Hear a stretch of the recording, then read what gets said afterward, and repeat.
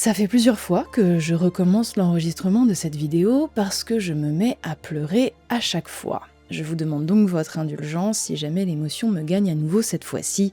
Je vais essayer de continuer quand même sans m'arrêter. La plupart des gens qui me suivent, que ce soit depuis le début ou plus récemment, pensent que je suis une spécialiste des jeux d'horreur. Vous qui me regardez aujourd'hui, vous pensez certainement que c'est mon genre préféré et, dans un sens, vous avez raison. Mais en réalité, les jeux qui me plaisent vraiment le plus, ce sont les jeux de gestion. Les quelques personnes qui ont vu ma vidéo sur l'inspiration et le plagiat l'avaient d'ailleurs peut-être deviné.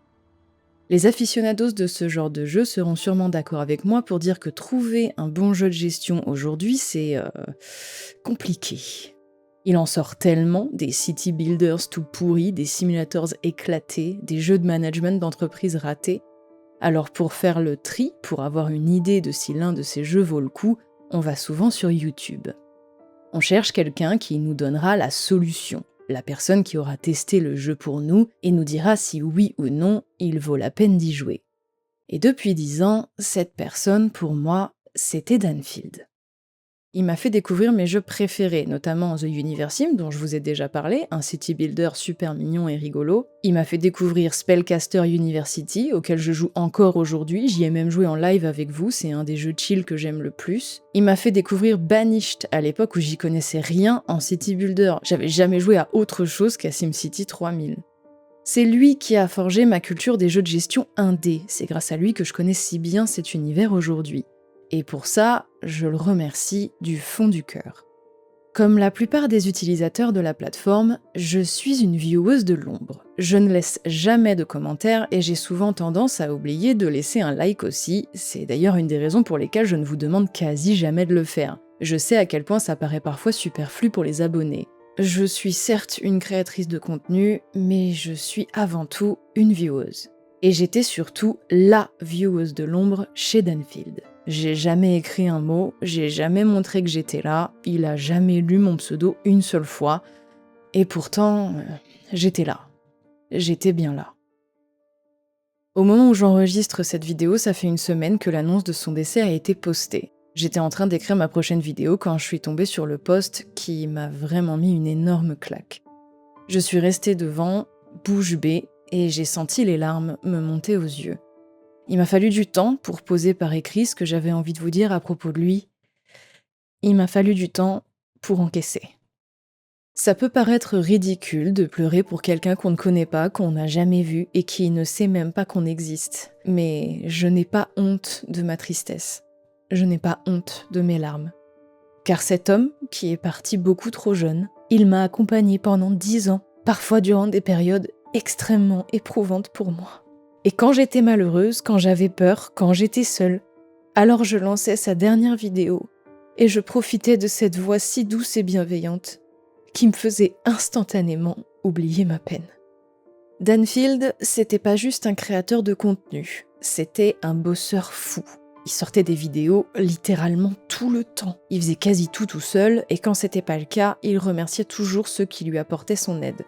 J'avais l'impression que lui et ses modos étaient une vraie famille, indestructible, toujours ensemble. Il parlait constamment de Tamago Tao, l'artiste qui lui a fait tous ses designs et toutes ses intros. Je vous laisse admirer son travail parce que les intros, c'était vraiment quelque chose.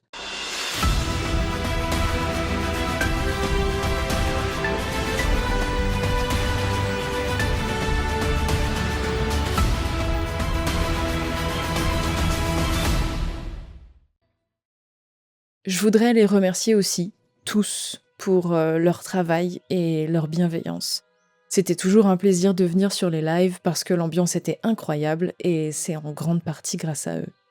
Je souhaiterais aussi présenter mes condoléances les plus sincères à sa famille et à ses proches. Je suis pas très douée pour ce genre de choses, j'ai extrêmement peur d'être maladroite dans mes propos, mais c'était vraiment inenvisageable pour moi de ne pas parler de lui. Parce que voilà, maintenant c'est terminé.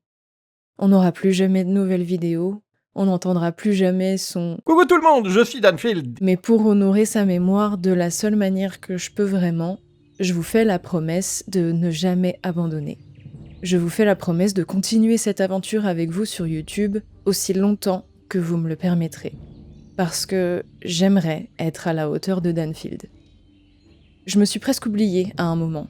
En voulant vous proposer du contenu varié, j'ai sorti ma vidéo sur The Evil Within, qui contrairement à toutes mes autres vidéos, parle d'un jeu que je n'ai pas aimé. Et quand j'ai vu les insultes que je me prenais, les réactions extrêmement négatives de certaines personnes, je me suis rendu compte que je commençais à m'éloigner de mon objectif. Parce que comme Danfield, mon but depuis le début, c'était de vous partager ma passion, mon amour pour certains jeux. Et avec cette vidéo, je m'étais perdue. J'avais créé de la négativité alors que j'aspirais à une chaîne uniquement basée sur le positif et le partage. Et encore une fois, c'est Danfield qui m'a rappelé quel était le droit chemin. Et je promets de ne plus m'en éloigner. J'aimerais représenter pour vous ce qu'il a représenté et représente toujours pour moi aujourd'hui. Quelqu'un vers qui on aime se réfugier et qui nous fait du bien. Danfield a beau être parti, d'une certaine manière, il ne l'est pas vraiment. Grâce à ses vidéos, grâce à ses proches et grâce à sa communauté, il sera toujours là. Pas physiquement, mais dans nos cœurs, dans notre mémoire. Et ce qui est sûr, c'est qu'on ne l'oubliera jamais.